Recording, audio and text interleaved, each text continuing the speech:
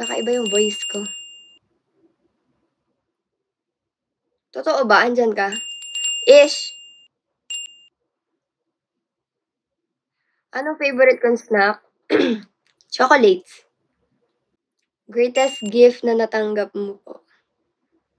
Secret! Anong comfort food mo? Ang comfort food ko is something na may cheese. May game ata si Nakal. Ipa-30 niyo muna, papago tayo mag-prank call. Pinagbabawalan ka ba hindi sa chocolate? Hindi niya ako pinagbabawalan. Huwag siyang, uy. Ito yung tattoo ko yan. Yan siya. Anong favorite accessories mo? Necklace tsaka earrings. Hindi ako ma-watch na tao. Tingnan niyo yung Apple Watch ko, hindi ka na masyadong nasusuot.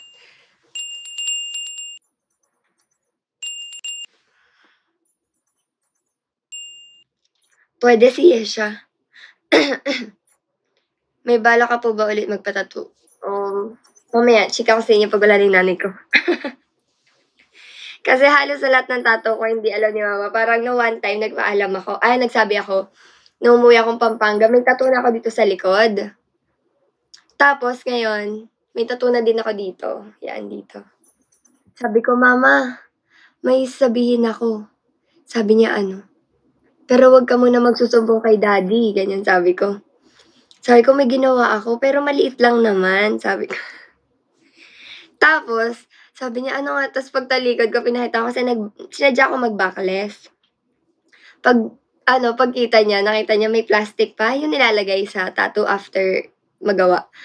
Yun. Tapos, kinabahan ako sobra talaga sa daddy ko kasi, Diyos ko. Ayun. Ilang taon na kami ni Cal mag-best friend?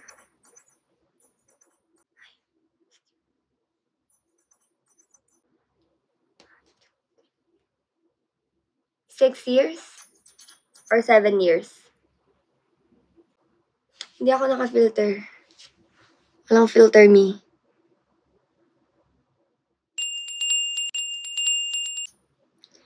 I-prank ko daw si mama na buntis ako. B, ano? Paano?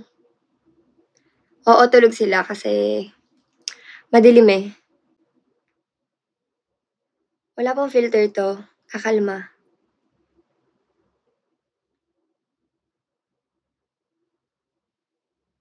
Maliit lang naman sila. Like, ito yan. Yan. Ganyan o.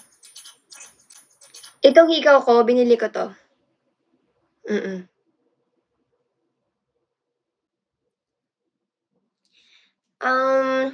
Masyado mahabang story yung kung bakit ako nag-switch. Bakit ako in sa girls. Kahit na nagka-boyfriend ako before. Oo, na-share ko yun. Yung sa BF, naging boyfriend ko is 2 years and 10 months. And then, nalaman ko, meron siyang, ang tawag dito? Basta meron siyang may girlfriend pala siya, kasi LDR kami. So, may girlfriend pa siya ng 3 years, na nauna sa akin pala. Tapos, sabi ko, bakit mo ginawa yan? Ganyan-ganyan. Tapos sabi niya na, kasi yung gusto niya daw sa akin is, yung love and care. Tapos, yung iba, dun sa girl niya na kuha, kasi nga, malapit sila, ganyan, and, yun, gets niyo ba? Kasi, syempre ako, dalagang Filipina pa ako, ganyan. Yun, so natakot na ako mag-boyfriend.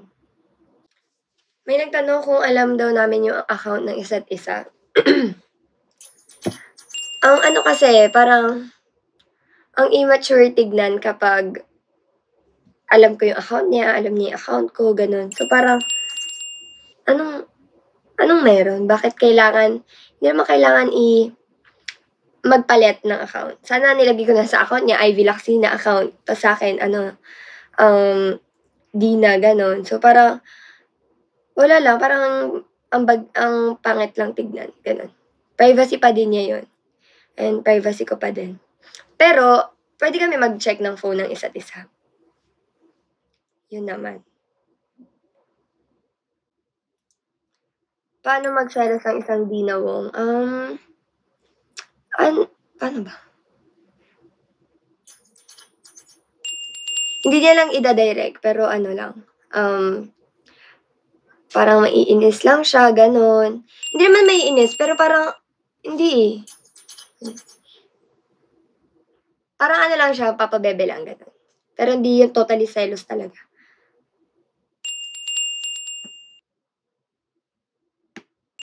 Zodiac sign ko, Libra. Yes po, Iglesia pa po. Oo, taga LNW ako. Maria Dina Isabella Alvizo Wong.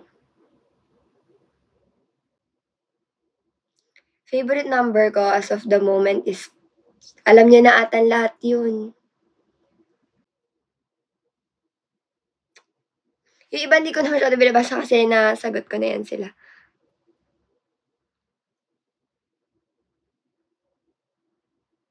Ang ganda ng mama mo, Ibia. Okay. Oo, mas mukha pa akong nanay sa kanya, Divine. Parang hindi na ata nagdagdag si Dina. Yung last niya dinagdag is yung dito, same kami. Tsaka ito, same din kami. 24 na ako. Ako kasi, ano ko ang tawag dito, mahilig ako sumiksik sa ganito. Tsaka sa kilikili, gano'n. As in, sobrang hilig ko talaga. So, siguro yun yung lagi ko naaamoy kay Dina. Saan po kayo first nag-meet ni Dina? Siguro nung sa sa Batangas, nung namin, nung national team, yun yung first meet namin. Like meet na nakapag-hi, hello ha. Pero syempre, first meet namin sa court. Ilan tattoo mo lahat? 1, 2, 3, 4, 5. 5 pa lang. Maba ka naman.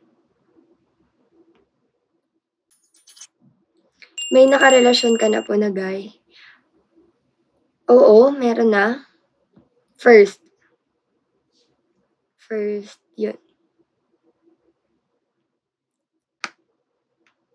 First impression ko kay Dina, mukha siyang bad boy.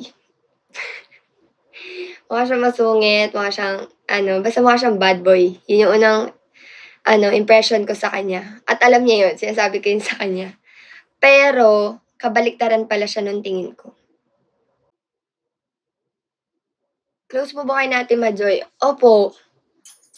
Halos hindi naman kasi sila sa F2 kasi hindi mahirap i-close yung mga F2 ganyan.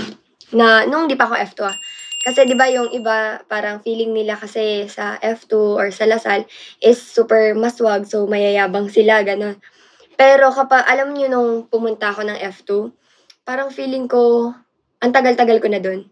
Kasi hindi nila pina-feel sa'kin na na taga-ibang ko, ibang school, gano'n. As in feeling ko Lasallian din ako, gano'n.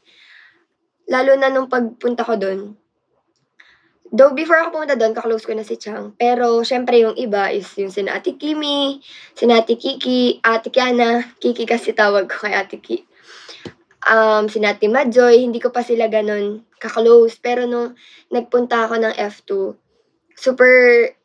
super parang feeling mo talaga, feeling mo Lasallian ka din, ganyan. Sona B, Sona. Totoo. Anong skincare mo? Actually, ang skincare ko ngayon yung ang tawag dito, yung sa Lux, yung set nila dun. Yun. Pero may tinatry ako kasi gusto ko, grabe ako whiteheads, blackheads dito.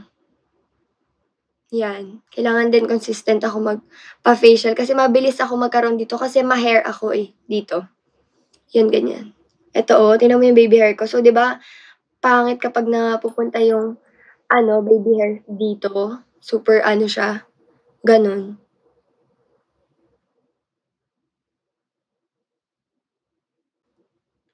Hindi naman ako super clear skin, guys. Like, meron ako mga whiteheads. Hindi naman din ako hindi ako nagpi-pimples talaga. Pero yung mga whiteheads at blackheads, kasi nga ma-hair ako sa face. Yan. Super ma-hair ako pero hindi ako nagkaka-pimples. Biggest fear? Yung hanging bridge. Yan.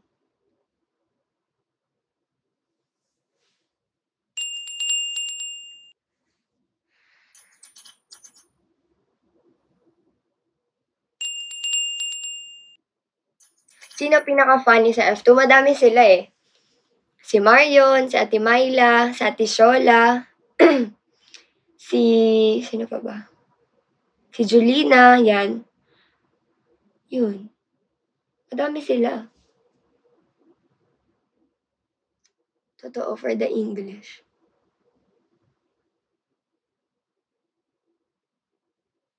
Eto nga, sinasagot ko na nga na yung mga Q&A. Kasi pagka titingin ako dito, sabi hindi ko kayo pinapansin. Dream destination, Batanes. Dito ha, dito lang sa Pilipinas.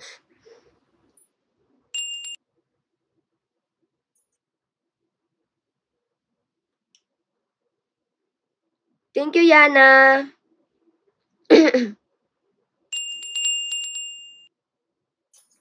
Tourism po course ko.